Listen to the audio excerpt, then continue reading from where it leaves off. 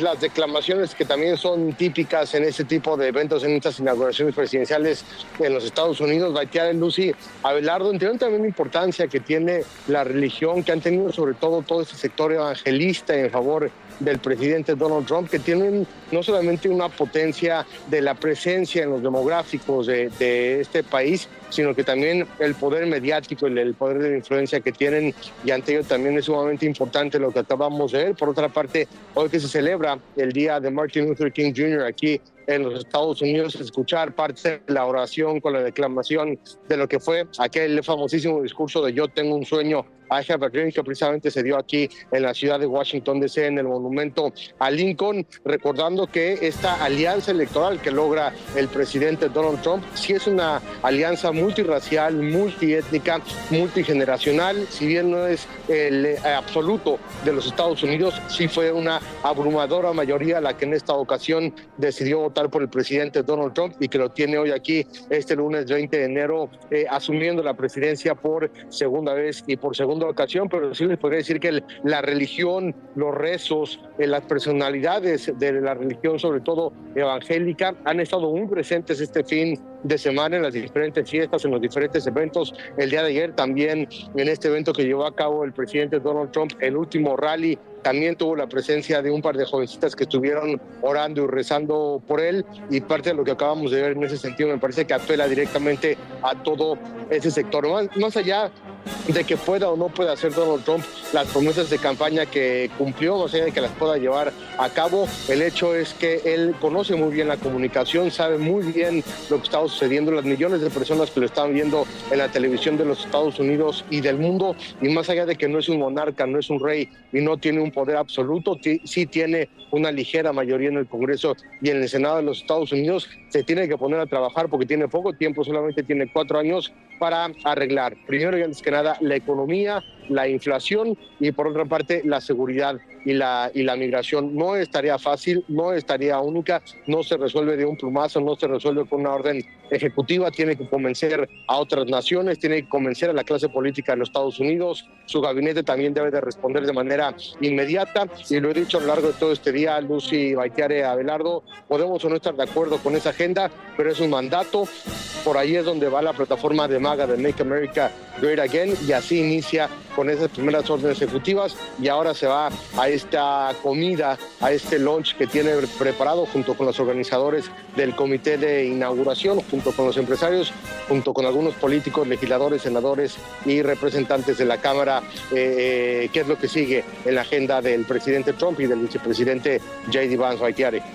Y más adelante, como ya mencionabas, se va a realizar pues este desfile en el pabellón deportivo Capital One, que es donde te encuentras, y platicamos también un poco, Abelardo, Lucy, de esta política expansionista, y que también aprovechó este discurso, el primer momento en el que los ciudadanos estadounidenses pues escuchan al nuevo presidente, el número 47 de los Estados Unidos, apropiarse Groenlandia, regresar el canal de Panamá a Estados Unidos, cambiarle el nombre al Golfo de México a Golfo de América, y es básicamente un poco de la retórica del discurso que viene planteando pues desde hace muchísimo tiempo, Abelardo. Sí, era muy interesante ver que el discurso del 7 de enero en Florida fuese a ser ratificado en la toma de posesión. Ya vimos que sí hay esta reactivación de lo que yo llamo presidencia imperial, con contenidos renovados también de superpotencia en el marco de la competencia con China y con Rusia. Y ahí yo creo que es importante identificar que se encuentran dos de los grandes ejes de esta administración. Uno de ellos es recuperar esa hegemonía global que viene perdiendo, y por el otro lado,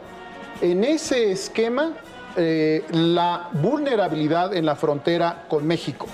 Yo creo que lo que también pudimos encontrar, incluso en la toma de posesión de hoy, es una dedicatoria clara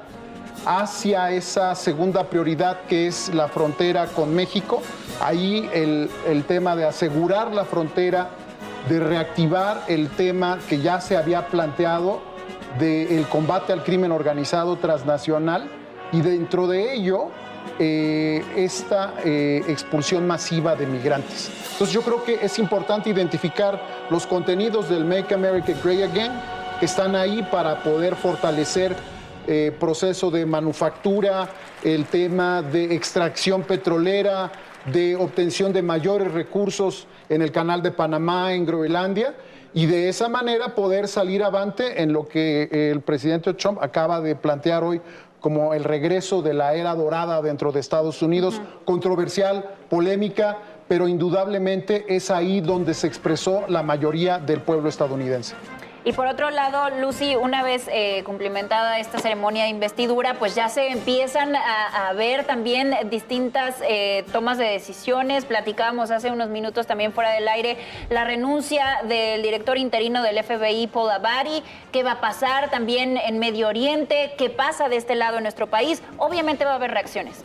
Sí, y de hecho no podemos olvidar que incluso momentos antes de que escucháramos la juramentación de Donald Trump, el presidente saliente Joe Biden otorgó lo que los estadounidenses llaman clemencia, es decir, un indulto pues prácticamente que abarca cualquier tipo de delito que haya podido cometer cualquier miembro de su familia hasta el día de hoy, lo que también nos habla de este ambiente político tan enrarecido en Estados Unidos, en el que, pues fiel al discurso que acabamos de escuchar de Donald Trump, hablaba de venganza política, hablaba pues sí de este revanchismo que lo caracteriza, lo cual pues también nos lleva a pensar que no podemos descartar pues también en el plano, digamos, de la justicia, pues un episodio bastante enrarecido o bastante tumultuoso para la política estadounidense. Y yo sí destacaría, digo, más añadiendo a lo que ya han mencionado, pues sí, tres grandes ejes que me llamaron la atención como parte de su discurso, por supuesto, y como parte de la agenda America First, que tiene que ver con, sí, migración, pero también acabar con las energías,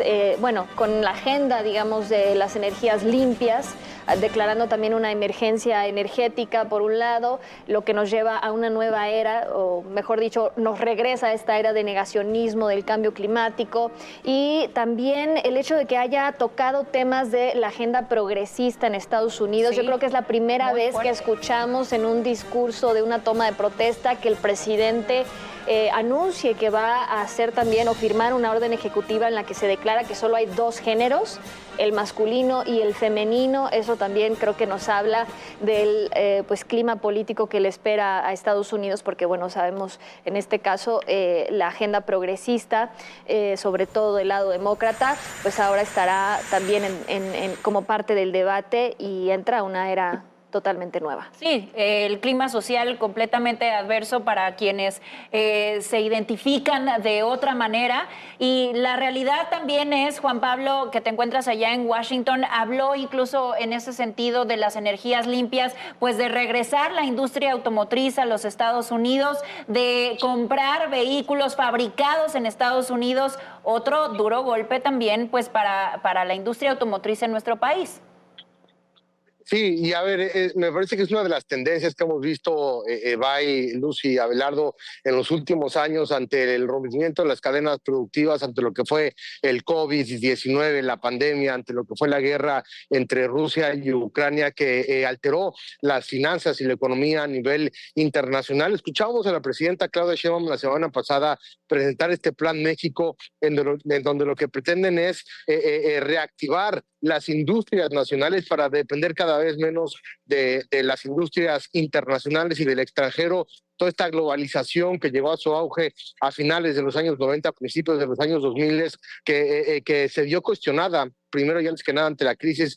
inmobiliaria aquí en los Estados Unidos del 2008, y que posterior a ello dio paso al nearshoring y otro tipo de cadenas productivas de inversión distintas a esta gran globalización que vimos hace algunos años. Me parece que responde precisamente a lo que está sucediendo en varias partes del mundo, con varios presidentes y con varias economías, en donde el que se dependa cada vez menos de las potencias internacionales en temas de recursos, en temas de industria, en temas de exportación y importación, comienza a ser una de las tendencias de esta nueva era política, económica, social que estamos viviendo. ¿Qué va a dar o no? ¿Qué va a dar resultados? Es lo que vamos a ver en el mediano y en el largo plazo, pero definitivamente está cambiando la manera en la cual los mandatarios a nivel internacional enfocan sus fuerzas para poder reactivar la economía y buscar un mayor crecimiento que pueda superar a lo mejor el 5 o 6%, como lo está haciendo China, como lo está haciendo India y como lo están haciendo algunos otros países. Por otra parte, retomando rápidamente lo que decía